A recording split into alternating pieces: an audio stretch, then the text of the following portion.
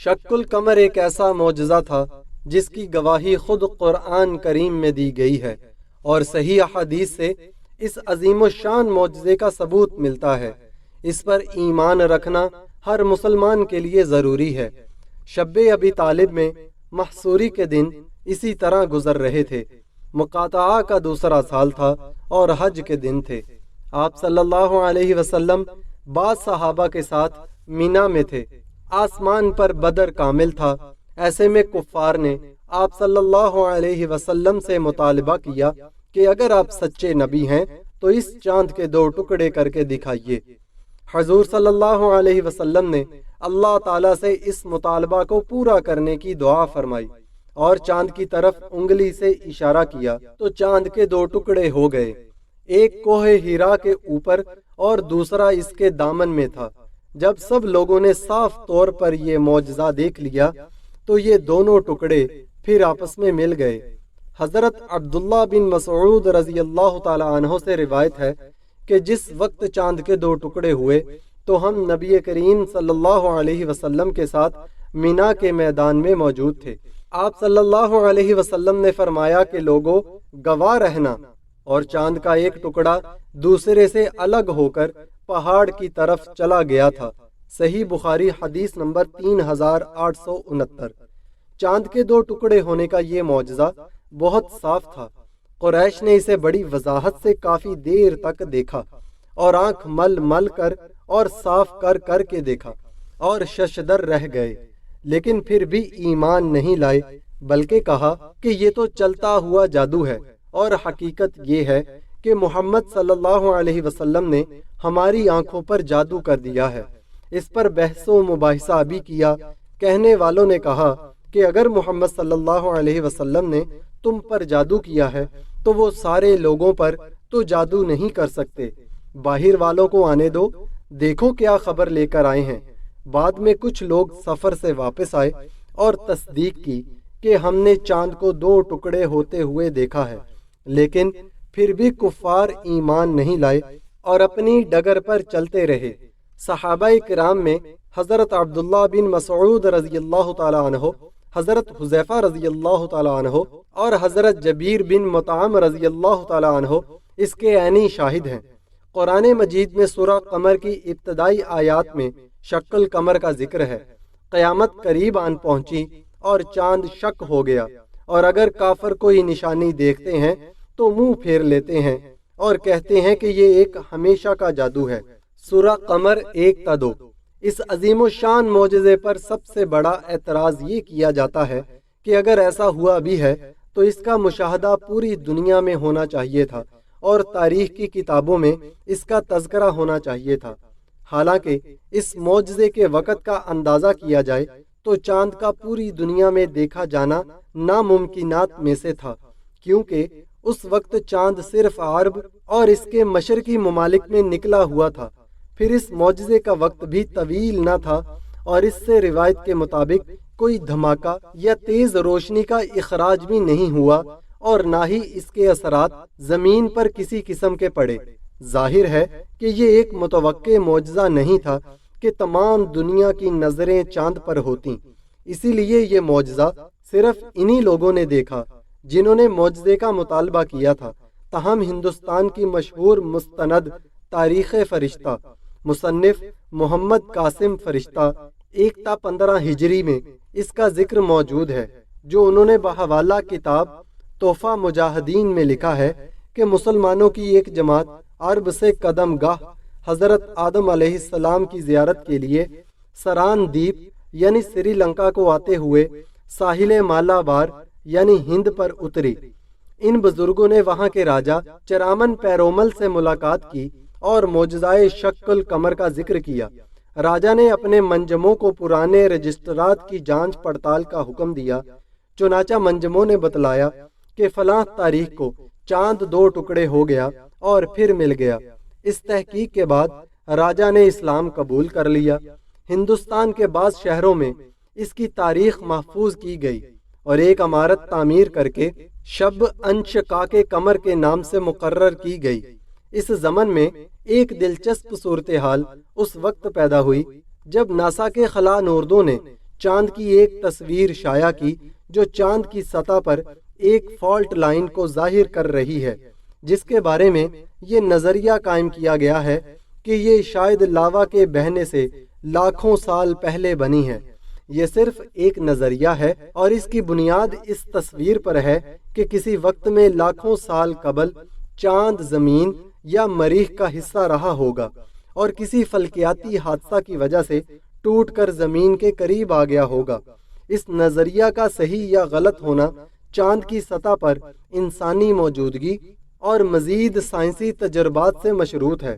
اگر یہ بات ثابت ہو جائے کہ چاند کبھی بھی زمین یا مریخ کا حصہ نہیں رہا تو اس فالٹ لائن کی اہمیت اس معجزے کے حوالے سے نہایت اہم رخ اختیار کر لے گی۔ شق قمر کی یہ نشانی شاید اس بات کی بھی تمہید رہی ہو کہ آئندہ اسرا اور معراج کا واقعہ پیش آئے تو ذہن اس کے امکان کو قبول کر سکیں۔ واللہ عالم، قریش نے بنی ہاشم کا مقاطعہ غیر معینہ مدت کے لیے کیا تھا، لیکن وہ 3 سال سے زیادہ برقرار نہ رہ سکا۔ محرم 10 نبوت میں صحیفہ چاک کیے جانے اور اس ظالمانہ عہد و پیمان کو ختم کیے جانے کا واقعہ پیش آیا۔ اس کی وجہ یہ تھی کہ شروع ہی سے قریش کے کچھ لوگ اگر اس عہد و پیمان سے راضی تھے تو کچھ ناراض بھی تھے، اور انہی ناراض لوگوں نے اس صحیفے کو چاک کرنے کی تگ و دو کی۔ اس کا اصل محرک قبیلہ بنو عامر بن لوئی کا حشام بن عامر نامی ایک شخص تھا۔ یہ رات کی تاریکی میں چپکے شب ابی طالب کے اندر غلہ بھیج کر بنو ہاشم کی مدد بھی کیا کرتا تھا۔ یہ زبیر بن ابی امیہ مخزومی کے پاس پہنچا۔ زبیر کی ماں عاتکہ حضرت عبد المطلب کی صاحبزادی یعنی حضرت ابو طالب کی بہن تھی، اور اس سے کہا، کیوں زبیر، کیا تم کو یہ پسند ہے کہ تم کھاؤ پیو، آزادی سے پھرو اور تمہارے ننیالی رشتہ دار ہر راحت سے محروم رہیں اور انہیں کھانے کو کچھ نہ مل سکے؟ زبیر نے کہا، افسوس، میں تنہا کیا کر سکتا ہوں؟ ہاں، اگر میرے ساتھ کوئی اور آدمی ہوتا تو میں اس صحیفے کو پھاڑنے کے لیے یقیناً اٹھ پڑتا۔ حشام نے کہا، اچھا تو ایک آدمی اور موجود ہے۔ پوچھا، کون ہے؟ حشام نے کہا، میں ہوں۔ زبیر نے کہا، اچھا تو اب تیسرا آدمی تلاش کرو۔ اس پر حشام معتم بن عدی کے پاس گیا اور بنو ہاشم اور بنو مطلب سے، جو کہ عبد المناف کی اولاد تھے، مطعم کے قریبی نصیبی تعلق کا ذکر کر کے اسے ملامت کی کہ اس نے اس ظلم پر قریش کی ہم نوائی کیوں کر کی۔ یاد رہے کہ مطعم بن عبد المناف ہی کی نسل سے تھا۔ مطعم نے ساتھ دینے کا وعدہ کیا۔ اس کے بعد حشام بن عامر ابو البختری بن حشام کے پاس گیا اور اس سے بھی اسی طرح کی گفتگو کی جیسی زبیر اور مطعم سے کی تھی۔ اس نے کہا، بھلا کوئی اس کی تائید بھی کرنے والا ہے؟ حشام نے کہا، ہاں، زبیر بن ابی امیہ، مطعم بن عدی اور میں۔ یہ سن کر ابو البختری نے بھی ساتھ دینے کی حامی بھر لی۔ اس کے بعد حشام زما بن اسبد بن مطلب بن اسد کے پاس گیا اور اس سے گفتگو کرتے ہوئے بنو ہاشم کی قرابت اور ان کے حقوق یاد دلائے۔ اس نے کہا، بھلا جس کام کے لیے مجھے بلا رہے ہو اس سے کوئی اور بھی متفق ہے؟ حشام نے اسبات سے جواب دیا اور سب کے نام بتلائے۔ اس کے بعد ان لوگوں نے حجون کے پاس جمع ہو کر آپس میں یہ عہد و پیمان کیا کہ صحیفہ چاک کرنا ہے۔ زبیر نے کہا، میں ابتدا کروں گا، یعنی سب سے پہلے میں ہی زبان کھولوں گا۔ صبح ہوئی تو سب لوگ حسب معمول اپنی اپنی محفلوں میں پہنچے۔ زبیر بھی ایک جوڑا زیب تن کیے ہوئے پہنچا۔ پہلے بیت اللہ کے ساتھ چکر لگائے، پھر لوگوں سے مخاطب ہو کر بولا، کیا ہم کھانا کھائیں، کپڑے پہنے اور بنو ہاشم تباہ و برباد ہوں؟ نہ ان کے ہاتھ کچھ بیچا جائے، نہ ان سے کچھ خریدا جائے۔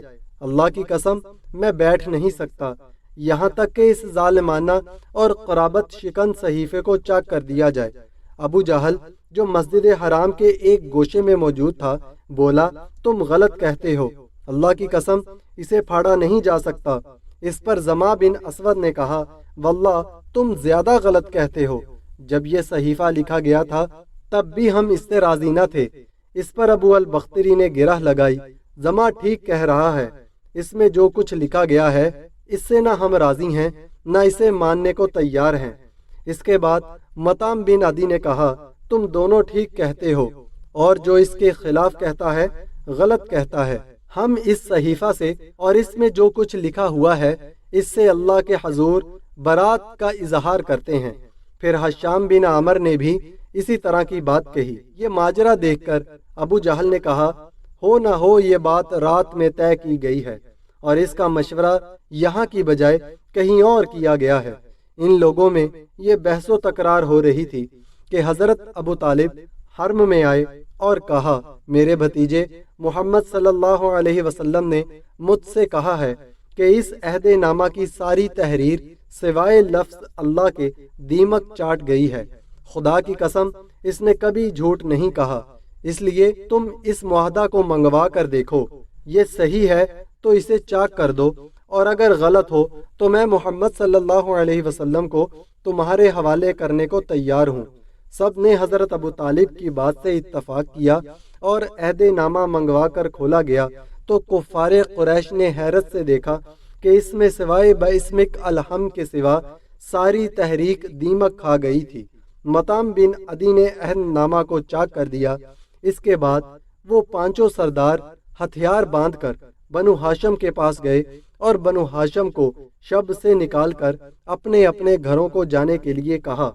रसूलुल्लाह सल्लल्लाहु अलैहि वसल्लम और बकिया तमाम हजरात शब्बे अबी तालिब से निकल आए और मुशरिकीन ने आप सल्लल्लाहु अलैहि वसल्लम की नबुव्वत की एक अजीम शान निशानी देखी, लेकिन इनका रवैया वही रहा जिसका जिक्र इस आयत में है। अगर वो कोई निशानी देखते हैं तो रुख फेर लेते हैं और कहते हैं कि ये तो चलता फिरता जादू है। चुनाचा मुशरिकीन ने इस निशानी से भी रुख फेर लिया और अपने कुफ्र की राह में चंद कदम और आगे बढ़ गए। नाज़रीन गिरामी, अगर आपको सीरतुन नबी सल्लल्लाहु अलैहि वसल्लम का सिलसिला अच्छा लगा तो वीडियो को लाइक करें, चैनल को सब्सक्राइब करें और सीरतुन नबी सल्लल्लाहु अलैहि वसल्लम की तमाम इकसात को एक क्लिक पर देखने के लिए ऊपर दी गई प्ले लिस्ट को क्लिक करें।